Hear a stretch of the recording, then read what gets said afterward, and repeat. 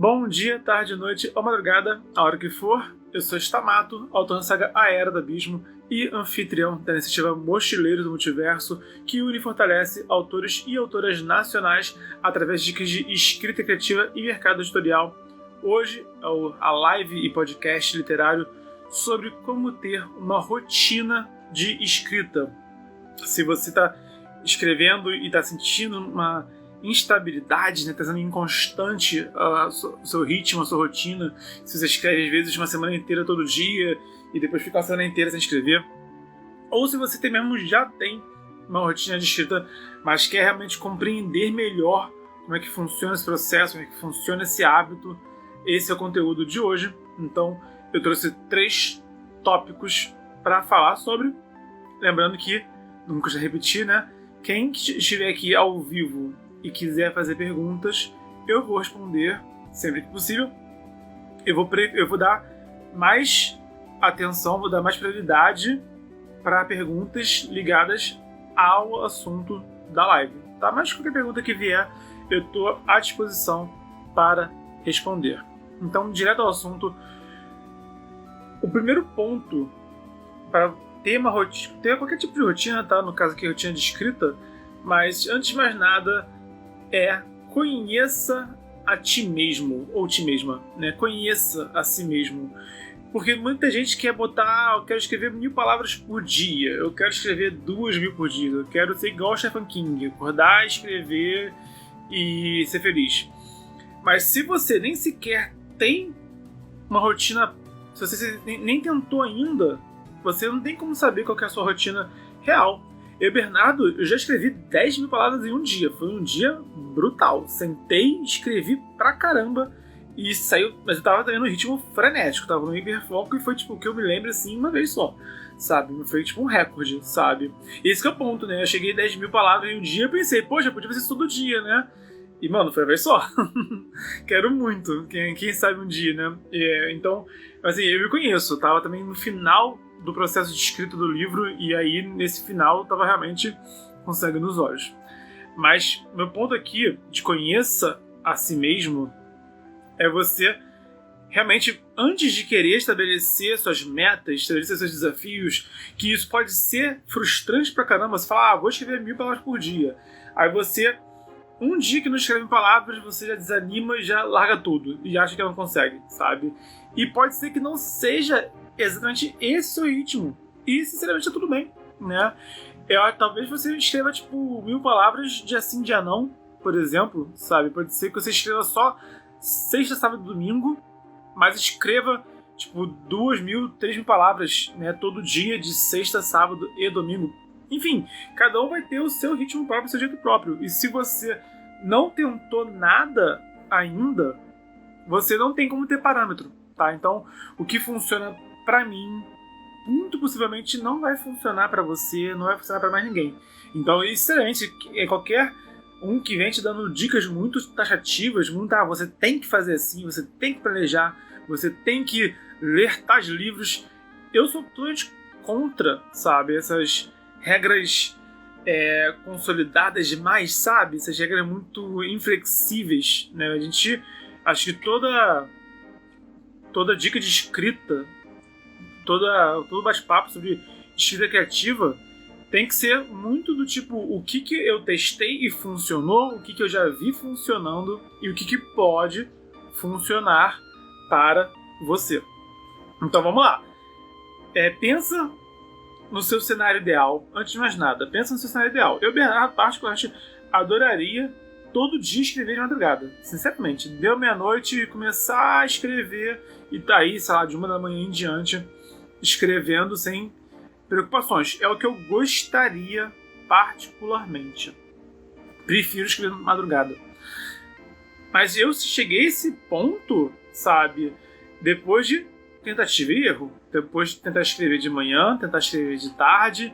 Eu já escrevi dentro de meio de trabalho. Dava aula, não estava no meu horário de aula, e aí sentei no computador nos professores, sentei e escrevi, por exemplo, sabe? Eu já escrevi em tablet, mano do céu. Eu tava escrevendo o meu primeiro livro, tinha pifado o meu computador, eu escrevo tudo no Google Drive, que é pra isso, pra não ter risco de perder meu conteúdo, se der um bug geral. E eu cheguei a escrever parte do meu primeiro livro num tablet, mano, sentado na sala, sabe, com família ao redor. Foi extremamente desconfortável, não quero repetir isso nunca na minha vida, mas foi aquele momento de, cara, ou eu faço ou eu fico encalhado sem previsão de retorno. Isso eu não queria. Então, eu fui... É o que eu digo, quando não vai no amor, vai na dor, sabe? Chega que ativa um pouco disso. Então, quando você quiser estabelecer a sua rotina, você começa, como tudo na vida, alucinando. Você começa imaginando. Eu acho que é melhor assim. Eu acho que eu prefiro desse jeito, né? E aí você testa. E são duas coisas que você tem que testar. Um é a si mesmo. Talvez o que você achou que seria melhor pra você, na prática, não é. E dois, se o ambiente ao seu redor vai permitir isso. Eu, particularmente, gosto de escrever de madrugada, mas eu tenho uma filha. Então eu não posso, ir dormir meio-dia, sabe? Eu preciso também cuidar da rotina dela. Então, eu acabo ajustando, né, a minha rotina dependendo de vários fatores. Então, e esse que é o ponto. A gente não vai hoje encontrar o melhor cenário possível. A gente não vai, tá? Quando a gente, for rico, a gente consegue fazer o que a gente quiser. Hoje, é o que eu falo, não é o melhor possível. É dentro do possível o melhor. A diferença aqui é a seguinte: se você pensa o melhor possível, você se frustra por não conseguir o melhor e ignora a parte do possível.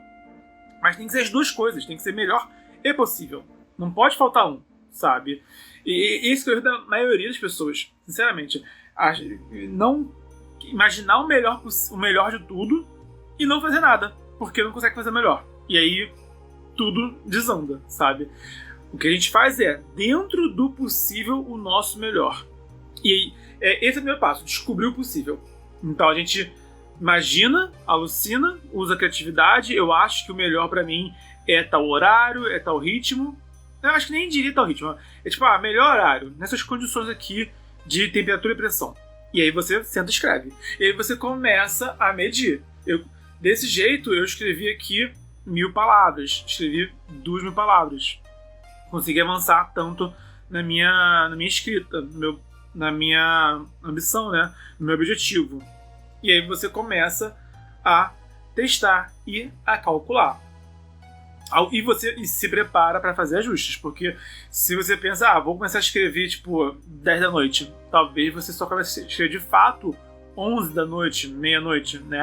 Vou acordar 5 da manhã para escrever, talvez você só consiga acordar 6 da manhã, sabe? Tá tudo bem, né? Tudo bem, porque é esse que é o ponto, não fica se julgando e tentando fazer um ideal que na prática é impraticável, né? Na prática é impraticável, né? Não tenta buscar um ideal que na hora do vamos ver é impraticável, mas testa e ajusta, calibra, ok? Rolaram aqui algumas perguntas. O Gomes Carneiro Lucas perguntou: escreva um diário de no mínimo 60 palavras diárias. Acaba escrevendo mais. Quero começar a habituar a escrever contos. Qual é a sua dica? Cara, aí que tá. Geralmente, pra gente estabelecer uma rotina nova, a gente precisa abrir mão de algo. Geralmente. Então, o ideal, né, é abrir mão de rede social, né, abrir mão do YouTube, abrir mão do celular. São as primeiras coisas que a gente pode cortar. Abrir mão da procrastinação. Abrir mão, de repente... Aí, outro ponto também que eu vejo... também é importante a gente... se você leu 10 livros e não escreveu nenhum capítulo do seu livro, não escreveu nenhum conto no seu caso, tá desproporcional, na verdade. Poxa, se você teve tempo de ler 10 livros, você tem tempo de escrever. Por que você não está escrevendo? Então, às vezes, se a gente, lê 1 hora por dia, a gente pode ler um dia, escrever outro dia. Ler um dia, escrever outro dia. E manter aí um ritmo cadenciado, por exemplo. Então, muitas vezes, a questão é essa. E se você você falou que escreve um diário mínimo 60 palavras e acaba escrevendo mais. No caso, já pode aproveitar esse embalo. Você delimita o seu diário de 60 palavras, né? Eu botaria 50 talvez, por que não 50 palavras, né? E aí o restante do tempo que você está escrevendo mais já, você já começa a escrever os contos. E aí depende também, porque tem conto que tem 1000 palavras, tem conto que tem 10.000 palavras, tá? Eu não me apego muito a quantidade de palavras de conto. Para mim, conto é uma narrativa sucinta e autossuficiente. Esses são os dois conceitos que eu vejo no conto. Narrativa sucinta e autossuficiente. E aí você vai ter 1000 palavras ou 10.000 palavras, vai de cada um, vai do que cada um entende como narrativa sucinta. E aí você estabelece seu ritmo, né? Se você for ter contos de, sei lá, 5.000 palavras, eu acredito que dá pra escrever 5 palavras numa semana, assim, tranquilamente, sinceramente. Se a sua pergunta, Lucas, ficou bem abrangente, se você quer perguntar algo mais específico, manda aqui de novo no chat a pergunta de forma mais específica, caso eu não tenha acertado mais ou menos o que você queria saber, tá bom? Tamires Cristais falou aqui: só escrevo de manhã, às vezes consigo à noite, e tento meta diária de 1000 palavras. 1000 é uma boa dose, sinceramente. Eu gostaria de mais de 1000. Eu adoraria, particularmente. Mas a gente sabe, né? Eu sou pai, você é mãe, né? A gente sabe que não é simples assim. Ontem mesmo eu fui escrever, acabou que assim, eu modifiquei o texto que eu estava escrevendo já, eu modifiquei a introdução. Eu não calculei quantas palavras foram, mas foram bem menos de 1000. Mas foi o que eu, sinceramente, consegui fazer, porque estava amanhecendo já quando estava escrevendo. Eu estou no ritmo frenético de editar vídeo e postar vídeo no canal. E aí acabou que realmente me sobrou muito pouco tempo para escrever ontem, por exemplo. Então, 1000 palavras acho que é uma boa dose, sinceramente. Se não me engano, o Stephen King escreve tipo 2.000 palavras todo dia. Se não me engano, 2.000 palavras todo dia. E o que você falou, né? Só escreve de manhã, às vezes consegue de noite. Isso é outro ponto. Já quando você está escrevendo, tipo, minha filha assiste aula no meu computador. Eu tava escrevendo, sabe? E eu tinha que terminar um artigo de escrita criativa e tava dando a hora dela ir pra aula dela, sabe? Então, pra mim isso foi mega desconfortável. Eu escrevi no horário que eu não fico tão à vontade, tendo, tipo, uma hora certa pra acabar minha escrita e tendo que pensar também na aula da minha filha. Pra mim foi bem desconfortável esse dia. E era sobre, se não for memória, bloqueio criativo, eu acho. Não tenho certeza agora, acho que era isso. Então, é o que eu falo. Dentro do possível, melhor. Naquela ocasião, era isso que eu tinha dentro do possível, foi isso que eu fiz.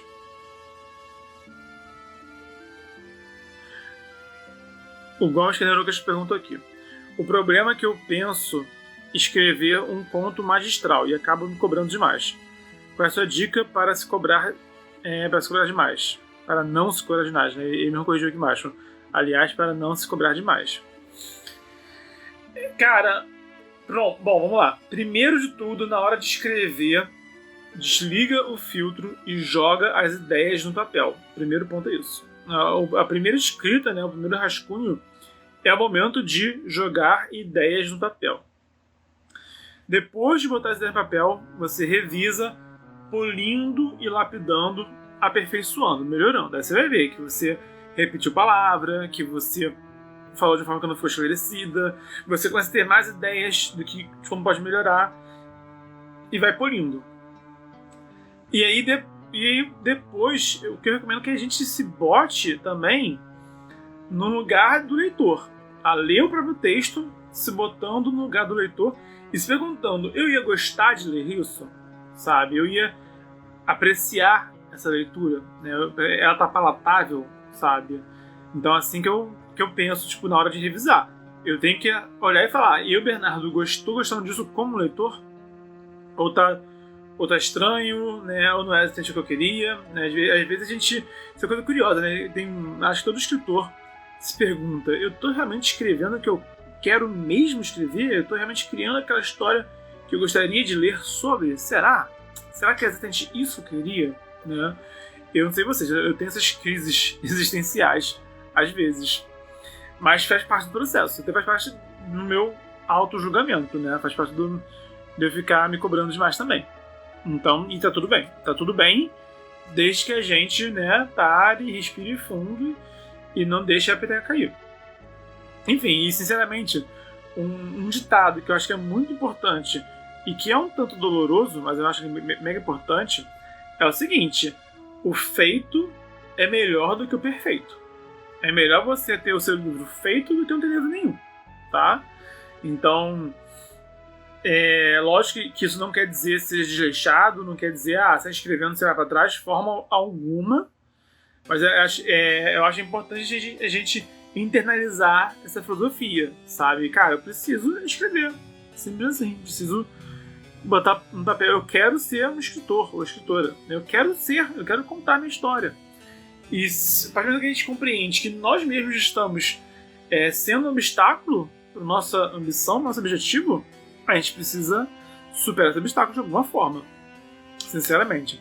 E não é boa também, tipo, cara, sei lá, os nossos livros favoritos não são perfeitos. Eu sou um cara mega crítico, eu sou crítico pra caramba, né? Então eu boto defeito, mano, em tudo, boto defeito, sinceramente.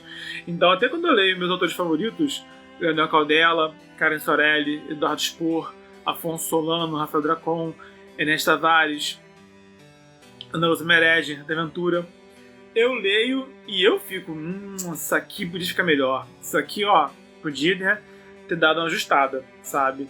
Eu percebo isso, sabe? Mas no fim das contas esse é o meu ponto. Eu vejo essas questões nos livros que eu leio, mas eu gosto mesmo assim, porque eu também prefiro me divertir do que ser um chatão que acha que sabe tudo, sabe? Então, né, esse é o meu ponto. Se eu consigo ver questões nos livros que eu leio e gostar deles mesmo assim, eu preciso também escrever meus livros, escrever minhas histórias também.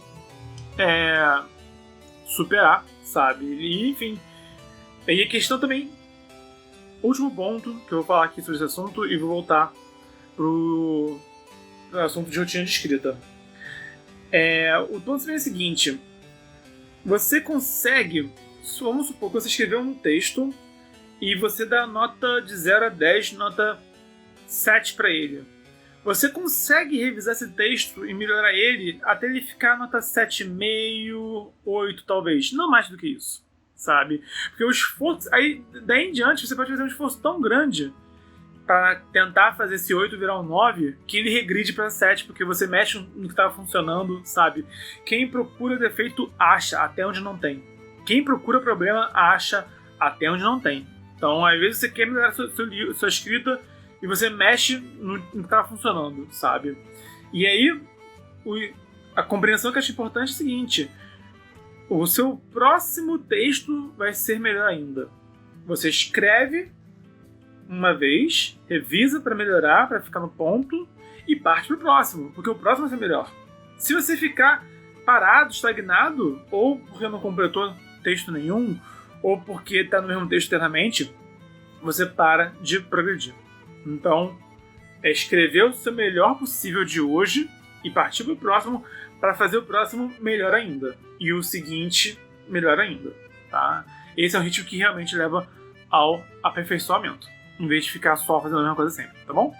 Coloquei a pergunta da Helena.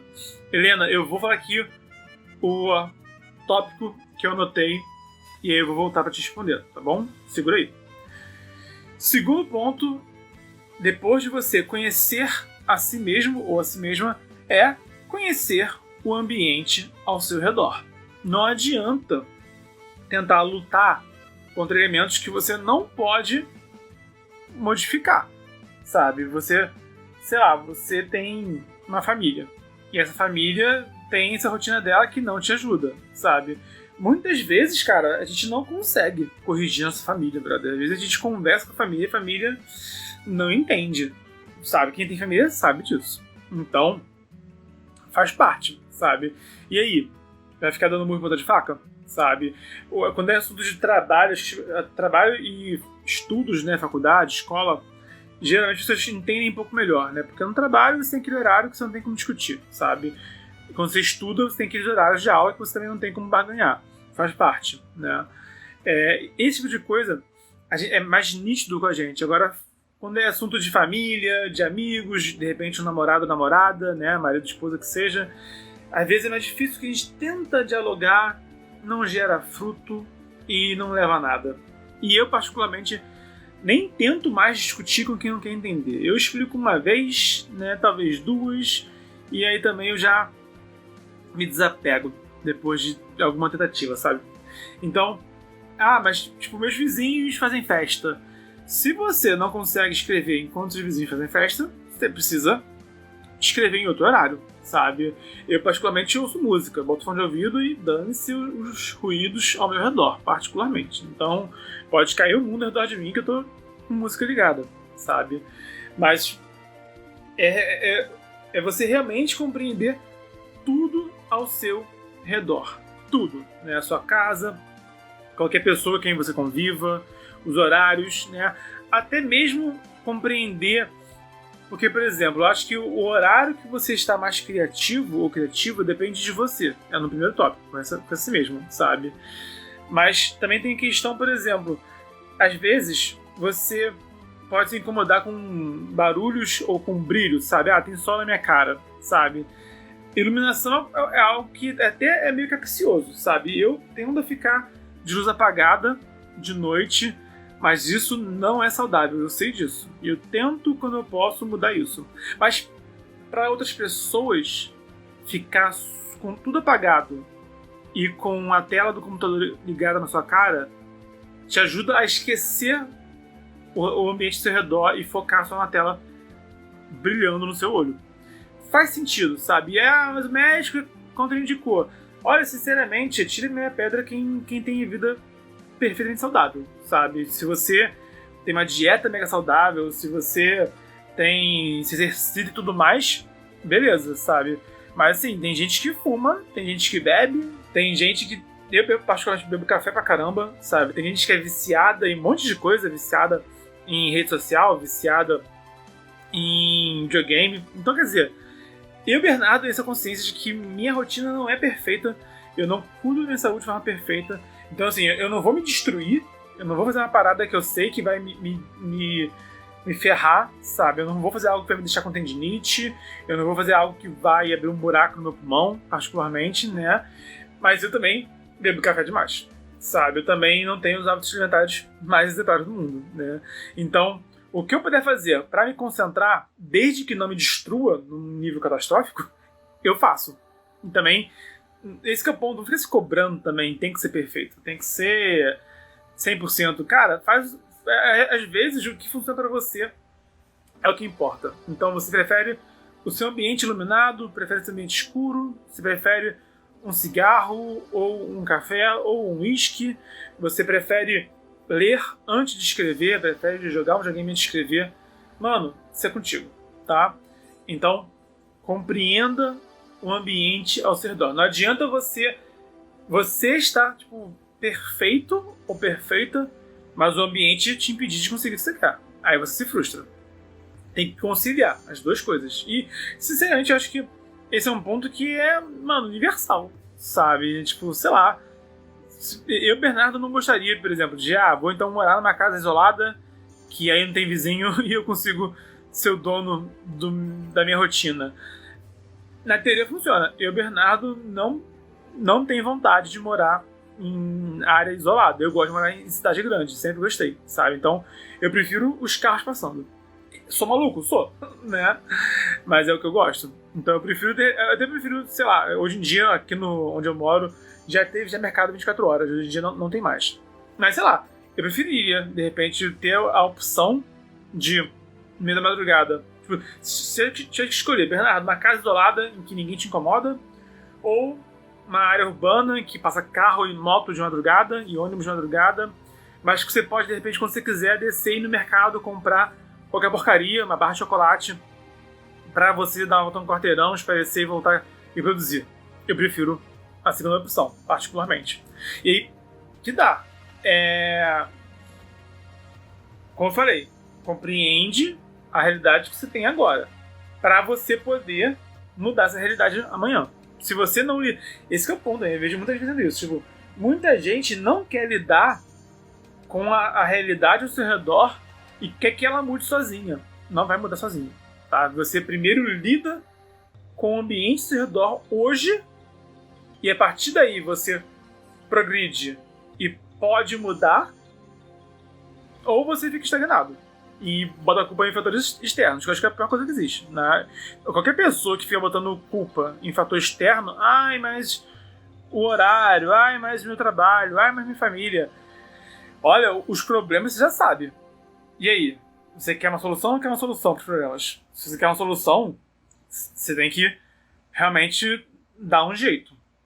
É lógico que existem casos extremos que são realmente muito problemáticos, não estou entrando nesse mérito, mas dentro daquilo que faz parte do dia a dia de todo mundo, sabe? E olha, eu tenho déficit de atenção. Escrever tendo déficit de atenção é pauleira, sabe? É um obstáculo meu que eu lido todo dia. E muitos não lidam, sabe? Eu tenho 2 livros publicados, já escrevi o 3º já, sabe? Tô partindo, em breve vou começar a escrever mais um, já comecei já, mas esse outro assunto, né? E em janeiro de 2021 eu vou começar o processo de publicação do meu 3º livro. Então, parte disso é lidando com todos os problemas que todo mundo tem, gente, sabe? Faz parte, ok? Então vamos lidar hoje com a realidade ao nosso redor para que a gente possa amanhã modificá-la. Voltando aqui para as perguntas no chat, a Helena perguntou: Bernardo, o que você acha que vale mais a pena? Escrever uma trilogia, onde o 2º e o 3º são melhores que o primeiro, ou escrever um único volume muito bom, porém longo? Olha, tem muitas variáveis dentro dessa sua pergunta. Supondo que seja um escritor ou escritora, supondo que seja você, né, uma escritora, supondo que você...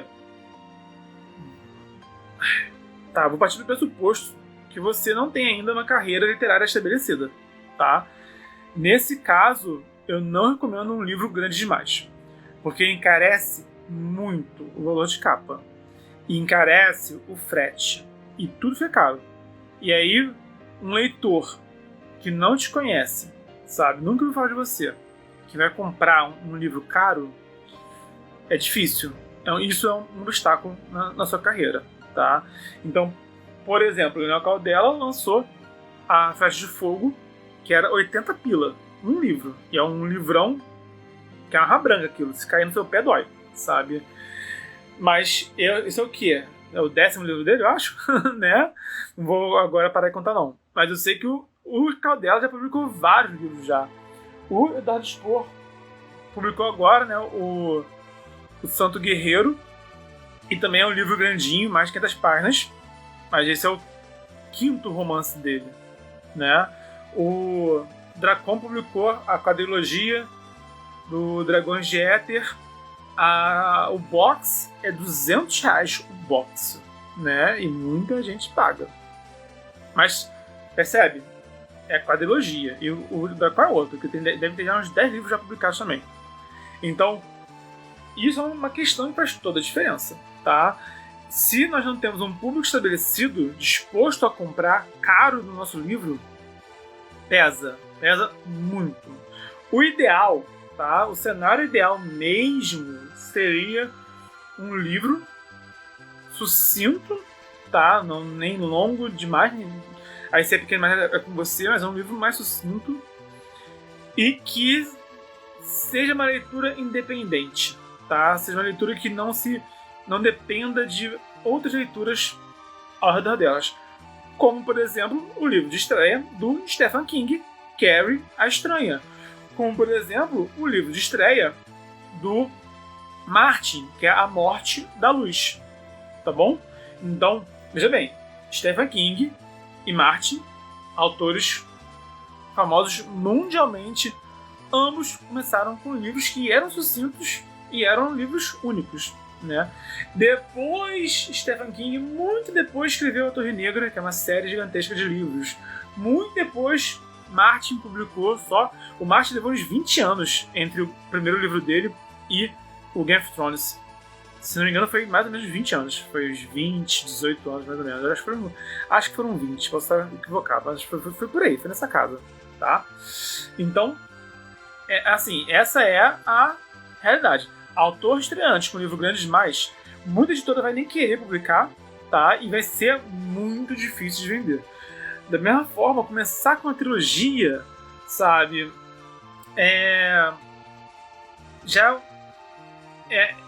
Entra um problema que vincula um livro no outro.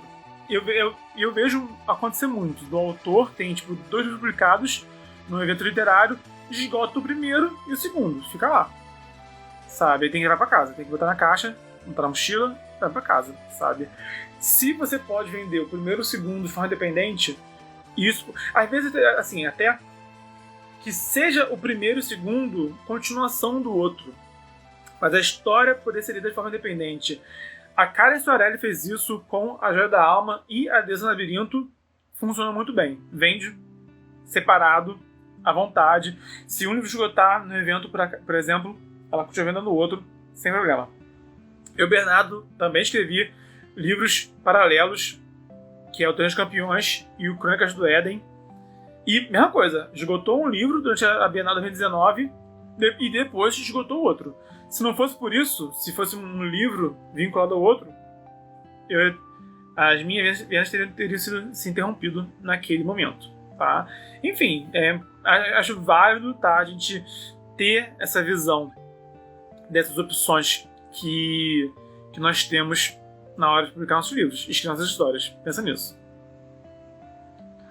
Gomes Carneiro Lucas 95 falou aqui: Bernardo, faz um vídeo de uma análise do personagem do Capirama do romance Daniel Tavares. Já fiz. Tá gravado e vai ao ar em breve. Acho que semana que vem, tá? Mas já tá feito já. E além da análise de personagem, vai ter também análise do primeiro capítulo e também análise do livro completo. Vai ser uma trilogia de vídeos, por assim dizer. Deixa eu ver aqui, perguntas no chat. Tamires Cristais falou: não consigo escrever com meu filho acordado, então passei a acordar antes dele de manhã, bem cedo, para escrever. Pois é, eu faço o contrário, eu escrevo quando minha filha dorme. Pra mim também é difícil, né? Outro dia, cara, eu até dei assim uma bronquinha na minha filha mesmo, porque eu tava tentando trabalhar, cara, e ela me interrompeu 3 vezes seguidas, sabe? Tipo, a primeira foi válida, a segunda foi ok e a terceira foi inútil, né? E aí, mano, comecei também a... Tipo, ela viu que eu tava com fone de ouvido, ela viu que eu tava com o texto aberto, sabe? Nem lembro o que eu tava escrevendo na hora. Acho que eu tava escrevendo um e-mail, se não me falha a memória. Mas é trabalho, sabe? E aí, tipo, poxa, né? Complicado. Se fosse... E assim, se é um trabalho criativo, interrupção pode ser ainda mais doloroso, ou dolorosa, né? A interrupção pode ser mais dolorosa quando a gente tá num trabalho criativo. Então, quem tem que cuidar de outra pessoa, né? No caso, né? Pais e mães, principalmente, né? Tem isso, geralmente produz antes da criança acordar ou depois que dorme. A Tamísia acorda mais cedo, eu, Bernardo, vou dormir mais tarde. Cindy Dalila falou: a madrugada me faz escrever freneticamente. Somos dois escritores da madrugada. Gomes Carneiro Lucas falou aqui embaixo: Machado de Assis, Ray Bradbury, Robert E. Howard, Stephen King escreveram vários contos durante a carreira. Às vezes penso que estou querendo criar a Odisseia de Homero. Ah, cara, segue seu coração. Se seu coração for contos, se seu coração for Odisseias, vai fundo. O Thiago perguntou aqui. Thiago de Paula Aguiar. Desculpa, acabei de chegar. Qual o tema? Rotina de escrita. Cadê? Ok. Vou agora falar o terceiro tópico, vou responder mais perguntas e vou me despedir de vocês. O terceiro passo para você estabelecer uma rotina de escrita, lembrando, o primeiro é conheça a si mesmo, o segundo é conheça o ambiente ao seu redor, o terceiro é conheça o seu livro. Porque meu primeiro livro, por exemplo, eram capítulos que tinham lá uns 5.000 palavras. no mínimo, algumas tinham 10 mil palavras cada capítulo no meu primeiro livro. Então, assim, pra mim era crucial poder escrever por várias horas, se possível tirar um dia inteiro pra só escrever, sabe? Mas às vezes eu escrevo contos que tem ali suas 3 mil palavras, sabe? 4 mil, 5 mil palavras, por exemplo. Então, e eu sinto que a cada livro que eu escrevi mudou um pouquinho minha rotina de escrita, porque cada um deles teve a sua particularidade. Então conheça também o que você está escrevendo e o que é melhor não só para você, mas o que é melhor também para o seu livro. E no fim das contas, a prioridade é essa. A grande prioridade é você priorizar, tá, a sua escrita e o seu livro. Eu diria que o livro é a prioridade, né? Sei lá, falar que o que importa é a escrita. Porque a escrita ainda é algo muito pessoal. E o livro não é tão pessoal assim. Porque o livro, eu parto do pressuposto que mais pessoas vão ler o livro. Então, assim, os meus livros publicados, eles não pertencem inteiramente a mim, sabe? Eu entreguei pro mundo. Então, cada pessoa tem uma ideia diferente de cada livro meu. Cada pessoa teve uma interpretação diferente. Cada pessoa teve seus capítulos favoritos, seus contos favoritos, seus heróis e vilões favoritos, não é verdade? Então, e por isso que a prioridade tem que ser o livro. A escrita ainda é muito minha, ainda é muito eu, sabe? Então eu acho que é muito egocêntrico dizer que prioriza a sua própria escrita, sabe? A prioridade é o livro ficar bom, sabe? Ficar bom pra mim também, tá? Com certeza pra mim, mas se eu quero publicar, não só pra mim, tá? E sinceramente, se você quer escrever só pra você, sem problema nenhum, mas não se esquente em publicar, e se publicar, não se esquente das pessoas não gostarem dele depois, tá? Não adianta você escrever pra você e depois se indignar de que as pessoas não gostaram. Fala sério, não é verdade? Então tenha isso em mente. Se você espera que outras pessoas leem e gostem, é importante pensar nelas também. Então eu acho que são 3 entidades: o escritor, o livro, os leitores. Eu acho que os 3 têm que dialogar. E para ter um bom diálogo, eu acredito que o equilíbrio, o ponto de equilíbrio é justamente esse ponto intermediário, que é o livro. Então conheça o que você está escrevendo, não apenas a sua escrita. Compreenda o que você está escrevendo e perceba que, de repente, para essa escrita de agora, alguma peculiaridade seja importante. E, de repente, você, às vezes, está insistindo em algo que deu certo uma vez, mas que não vai dar certo sempre. Então, se o Bernard tivesse ter a mesma rotina que eu tive no meu primeiro livro, eu acho que não daria certo. Sinceramente, hoje. A rotina que eu tinha no meu primeiro livro, né, ele foi publicado em 2018. Eu escrevi ele ao longo de alguns anos. Né, foi mais ou menos acho que uns 5 anos de escrita. Demorou, sabe? Demorou bastante escrever esse livro. Então, foi um processo que, hoje em dia, por exemplo, a minha filha não morava comigo. Né? Até no meu segundo livro, quando eu escrevi, a minha filha não morava comigo. Olha só, que coisa, sabe? E aí, quando eu escrevi meu terceiro livro, a minha filha já morava comigo. Então, tudo pode mudar. Tá tudo bem. E por acaso, meus livros têm abordagens bem diferentes. Então, para mim, é mais fácil perceber isso. Então, para você que está escrevendo, se você está escrevendo seu primeiro livro, né, ou está com dificuldade de escrever o segundo e terceiro livro, pode ser que você não esteja compreendendo isso. A necessidade do livro. Não só sua, não só do ambiente, né? Mas da obra em si. Então para compreender a sua obra e para você mesmo, olha para o seu livro e conversa com ele. Tipo, vamos lá, livro. Você quer nascer? Eu quero que você nasça. Como que a gente pode trabalhar, livro? Né? Como que pode funcionar melhor entre eu e você? Lógico que eu estou personificando a coisa, mas realmente um exercício que cada um vai ter do seu jeito. Talvez você precise meditar, talvez você precise abrir a tela do texto e ficar encarando ele, né? É com você. O caminho, você que sabe. Estou te dizendo as formas que você pode chegar no seu destino. Então, busca ter esse diálogo metafórico ou literal, você que sabe, com o seu livro. E pergunta para ele, o que você precisa? O que você quer de mim? Me ajuda a te ajudar. E compreende a necessidade particular do livro. Eu lembro que o meu primeiro livro, a minha rotina foi um completo caos, como eu já falei. Escrevi parte dele na empresa em que eu trabalhava, que eu dava aula de game design e de 3D fundamental.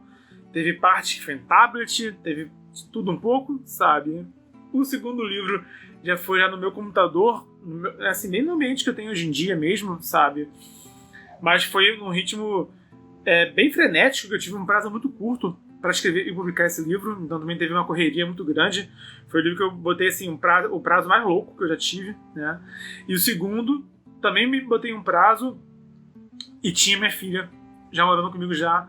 E vamos lá. Meu primeiro livro, romance de fantasia sombria. Segundo livro, uma antologia de contos de fantasia sombria, Meu Mundo. Meu terceiro livro, um romance de horror psicológico. Percebe? Cada um deles foi bem diferente. E a rotina também foi bem diferente. Mas aí, que entre nós, né? Quando eu penso também nos livros que eu gosto, eles nem mudam muito. Acho que são um traço dos escritores contemporâneos. Eu suponho aqui. Porque os livros que eu gosto também, se eu for ver, tipo, Trilogia Tormenta do Leonel Caldela.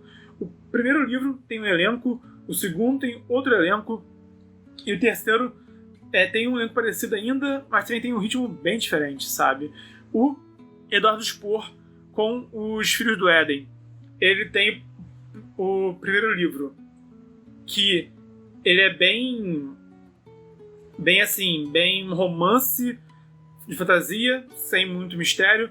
O segundo livro é muito mais um flashback do que um que a gente viveu ao longo do século XX, né? Então, assim, e é uma passagem, passa quase, acho que mais ou menos, é quase um século que passa, mas é mais ou menos um século de tempo que passa dentro desse livro, por exemplo. Então, outra pegada, outro ritmo, sabe? Outro foco. E o terceiro, o Spohr, ele vem e volta na linha cronológica, sabe? Narra o presente, narra o passado, e aí volta para outro lugar. Enfim, sabe? Ele também fez ali... Cada livro tem, assim, um ritmo bem singular, tem um estilo bem singular. Isso é muito interessante, tá?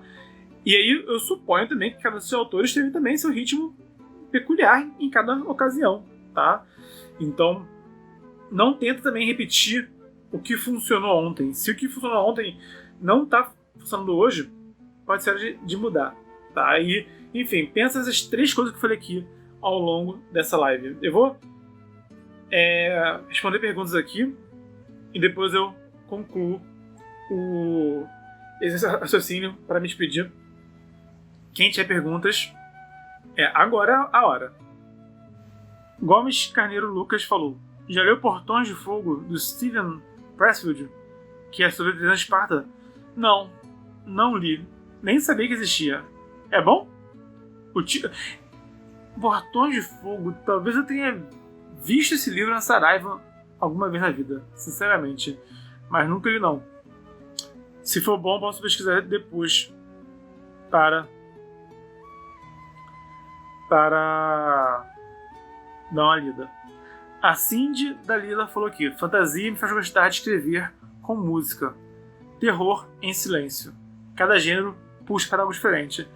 Eu tive um longo momento desse meu último livro, que é o Pesadelos através do Espelho, que é o horror psicológico. Eu tive um longo momento que foi em silêncio. Eu tentava escrever, me desconcentrava, parava a música e fluía. Que louco, né? Mas no final, o último capítulo, eu ouvi muita música. Eu, curiosamente, encontrei uma música que eu pensei, caraca, onde essa música esteve o tempo todo? E aí acabou que eu queria que aquela música tivesse me acompanhado desde o começo do livro, mas eu só conheci ela no final, né? E acabou que ela me influenciou muito no final. Agora que eu vou fazer uma última revisão, antes de mandar para a editora, possivelmente eu vou ouvir aquela música e vou repensar, vou revisar pensando nisso também. Eu acho que eu vou mexer em um bocado de coisa quando eu for fazer essa revisão do livro. Sinceramente, tem alguns capítulos que eu achei que ficaram meio maçantes, sabe? Então talvez eu pegue e reescreva aí alguns capítulos. Talvez, supondo. Em janeiro eu penso nisso. A Helena disse: ótima live. Fico de coração lisonjeado. De verdade. A Mauri Fernando Rosa perguntou: curte RPG? Já jogou? Eu vou te responder com a minha tatuagem de um dado de 20 com um dragão dentro na minha mão. Você responde? Na outra mão tem outra tatuagem. Se alguém acha que eu sou gamer ou não, eu tenho um controle de PlayStation tatuado na minha mão. Esse é o nível de nerdice. Tatuagens de nerd na mão. Tamires Cristales perguntou: ficar em um único gênero ou se aventurar por outros pode atrapalhar o ritmo de escrita? Essa é uma resposta que eu acho que é muito pessoal. Pra mim, me ajuda, sinceramente. Eu, hoje em dia, não sei se eu tenho tesão de escrever uma coisa só. Eu, inclusive, quando eu foquei em terminar de escrever o horror psicológico, eu tava já me sentindo meio saturado. Eu tava já querendo respirar áreas diferentes, mas eu tinha um prazo, então me foquei nele. Então, assim, eu, Bernardo, particularmente prefiro escrever. Eu sempre intercalo a minha escrita, né? Eu escrevo... eu pego, assim, um projeto principal e boto, esse é meu foco, né? E aí eu escrevo esse. E aí eu intercalo entre um capítulo do foco principal e escrever outra coisa nada a ver, em paralelo. E aí volto pro foco principal e aí boto tipo, outra coisa nova também nada a ver. E vou assim. Então, um conto de A Era do Abismo, que não tem a ver com... Tipo, tô escrevendo A Era do Abismo, por exemplo. Escrevendo um romance de A Era do Abismo. Aí eu escrevo um conto de A Era do Abismo. Aí volto pro romance. Aí vou para um conto de alguma proposta nova, né? Que eu tenho alguns rascunhos. Eu escrevi um conto, tô agora escrevendo uma continuação desse conto, que é de um personagem chamado Cavaleiro do Caos, né? E tem se tornado um foco meu também, esse personagem, tá? Então eu já sei que eu vou escrever mais contos dele futuramente, por exemplo. E aí eu fico nessa, né? Aí eu já tenho, assim, algumas ideias cunhadas. Então eu vou sempre intercalando, né? O foco principal, outra coisa. Foco principal, outra coisa, né? E é assim que eu doso particularmente. Isso me ajuda muito. Mas eu sou maluco. Então, isso pode funcionar para você ou não. Experimenta e aí você define como você prefere. Se prefere ter um foco total ou se prefere intercalar o seu foco. O que eu não recomendo é você ficar também querendo, assim, botar projetos a longo prazo ao mesmo tempo. Aí que eu não recomendo, tá? O que eu recomendo é tenha um foco que vai te levar ao objetivo. Esse ano, 2021, eu vou terminar de escrever esse livro. Foca nele. Mas também, de vez em quando, escreve outras coisas sem se cobrar, sem se exigir. Escreve só pelo prazer de escrever, sabe? Vou escrever um conto aqui porque que vai ser só pro meu bel prazer, sabe? Faz isso, cara, isso faz bem pra caramba. Escrever algo só pelo prazer, faz um bem pra mente que vocês não fazem ideia. Eu acho que uma das coisas mais poderosas que um editor pode fazer é parar tudo, escrever uma parada só pra si mesmo e depois voltar ao foco principal. Isso dá uma energia muito poderosa. Igual o Escarneiro Lucas falou aqui. Eu comprei o livro que ele falou dos 300 Esparta. Dizem que é muito bom. Estou ansioso para ler. Depois você comenta o que achou dessa leitura. O Paiva Alexandre falou aqui. Rapaz, está nato você teu vídeo sobre a vida de escritor e assumo... vi teu vídeo, tem um você aqui. Suponho que ele quis dizer. Vi teu vídeo sobre a vida de escritor e assumo fiquei bastante desmotivado. Porém, amo o universo que estou criando. Mas por que foi desmotivado? Assim, sei lá, às vezes a gente precisa ter um choque de realidade para seguir em frente, sinceramente. E tudo bem, né? Tudo bem. Que, sinceramente, vida de escritor não é para todo mundo. Como vida de músico não é para todo mundo, como vida de ilustrador não é para todo mundo, não é verdade? Eu e o Bernardo, eu toquei bateria já toquei em banda já, e eu vejo isso pelo que eu conheci do business, né, do meio musical, sabe, não curti, né, do que eu vi assim, de como é que você tem que lidar com gravadora, como tem que lidar com a gente, como tem que lidar com emissoras de televisão. Eu conheci muito superficialmente tudo isso e me desanimou ferradamente, sabe? Particularmente, né? Então, sei lá, e aí que eu vejo, né? A vida de artista não é pra todo mundo. Cada um vai ter, e aí cada um tem o seu perfil particular, sabe? E sei lá, existe uma diferença entre querer ser escritor e querer também, sei lá, ser um autor de carreira, sabe? São coisas bem diferentes. Muitos autores famosos hoje em dia nunca viveram de escrever, nunca se dedicaram a um nível assim, prioritário à escrita. Não tá tudo bem, né? Então, mas aí cada escolha isso que é importante, a gente compreender as opções e escolher com sabedoria, com informação, pro que é melhor pra gente. O Thiago de Paula Aguiar falou aqui: estou estruturando um mundo de fantasia. As histórias vêm explodindo na minha mente e vou escrevendo. Devo pôr uma rotina nisso? Ou tipo, me deixar escrever conforme as ideias aparecerem? Escreve de acordo com o que funciona para você. Time que tá ganhando não se mexe. Se do seu jeito tá funcionando, não mexe. Continua assim. Mas se você quiser algo diferente, aí você experimenta. Se você supor que mudar a sua frequência de escrita pode melhorar, experimenta. Se der errado, você volta para o que você faz hoje em dia. Testa, sabe? E pensa em si mesmo. Pensa se vai funcionar. Antes de mais nada, a gente às vezes não precisa experimentar algo para ter uma noção se a gente vai gostar ou não vai gostar, na verdade. Sabe? Tem vezes que a gente tem uma noçãozinha. Sei lá, se me chamar para assistir um filme, né, de um gênero de filme que eu não gosto muito, sabe? Que eu não tenho nenhum interesse, eu vou ter uma noçãozinha, sabe? Esse filme aí não é muito minha cara, não é muito meu estilo. Não é verdade? Então tem coisas na vida que a gente não precisa testar pra saber que não funciona pra gente, né? E aí segue do coração, segue o que dá certo pra você. Ok? Então, time tá ganhando, não mexe. Mas, se quiser testar algo novo, esse é o ponto. Se quiser testar algo novo, testa. Se der certo, ótimo. Se não der certo, volta pro que funciona. O Gosto Carneiro Lucas falou aqui: você tem déficit de atenção, mas isso não te impediu de ser um escritor excelente.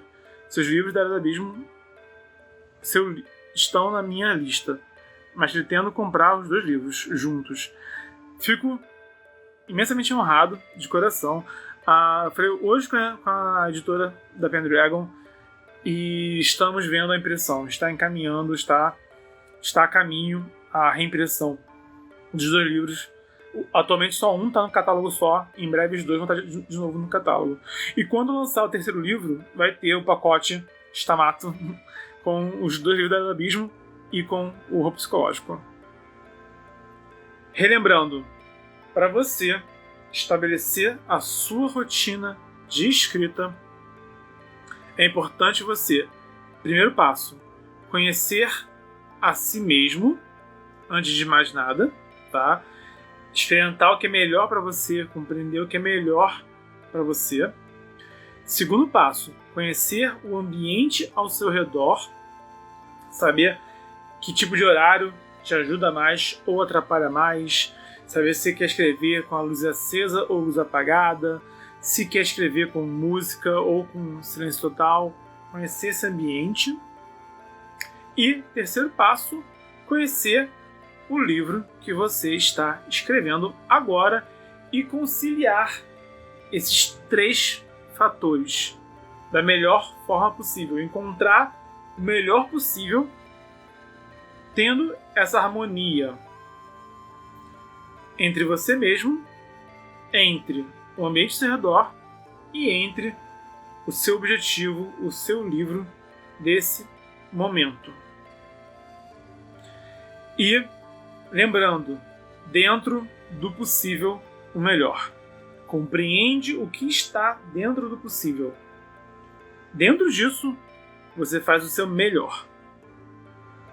Essa é a linha de raciocínio que eu acho que vai realmente te levar a ter mais eficiência na sua escrita e para te ajudar a realmente escrever o melhor livro possível. Então, se você gostou do conteúdo, dá o like, se inscreve, ativa o sininho. Se você conhece alguém que pode se interessar por esse conteúdo, compartilha também na rede social. Lembrando que estamos no desafio 306 dias de escrita, é vídeo mercado editorial e escrita criativa quase todo dia de 2020. Então, até amanhã e a gente se esbarra pelo multiverso. Valeu!